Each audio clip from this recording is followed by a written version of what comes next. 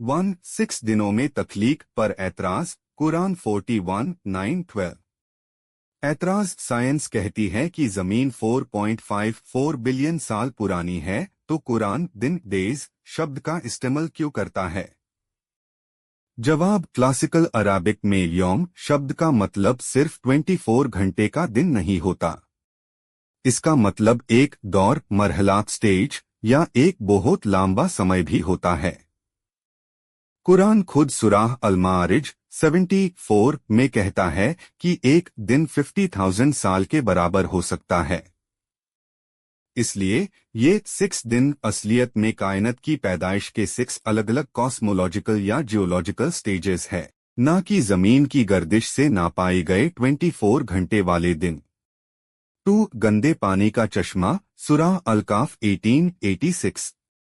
ऐतराज, कुरान दावा करता है कि सूरज दलदल वाले पानी में डूबता है, लेकिन सूरज तो अपनी जगह स्थिर स्टेशनरी है।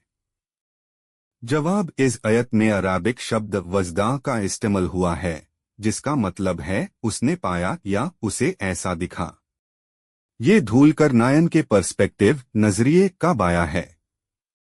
आज भी हम सनसेट, सूर्यास्त शब्द का इस्तेमाल करते हैं, हालांकि हम जानते हैं कि सूरज कहीं डूब नहीं रहा, बल्कि जमीन घूम रही है।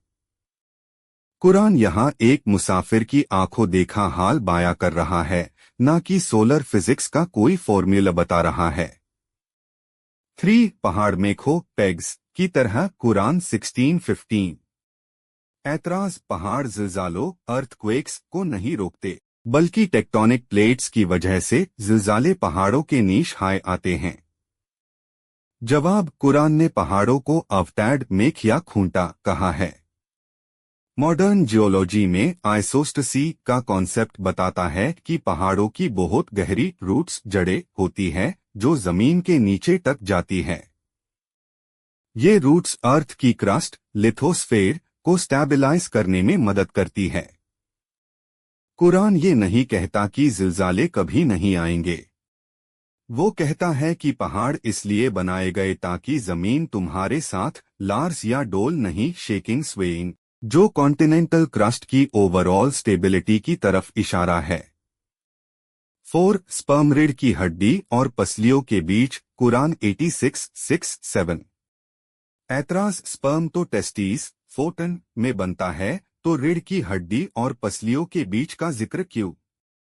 जवाब, इसमें सल्ब और ताराई बी के अल्फाज को एम्ब्रियोलॉजी, भ्रूण विज्ञान के तौर पर देखना चाहिए।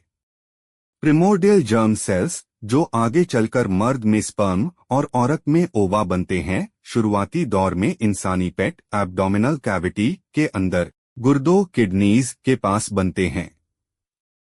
ये जगह ठीक स्पाइनल कॉलम, रीढ़ की हड्डी और नीचे की पसलियों के बीच में होती है।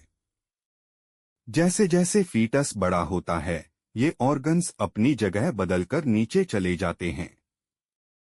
कुरान यहाँ इंसानी रिप्रोडक्टिव सिस्टम की एम्ब्रियोनिक शुरुआत को हाईलाइट कर रहा है।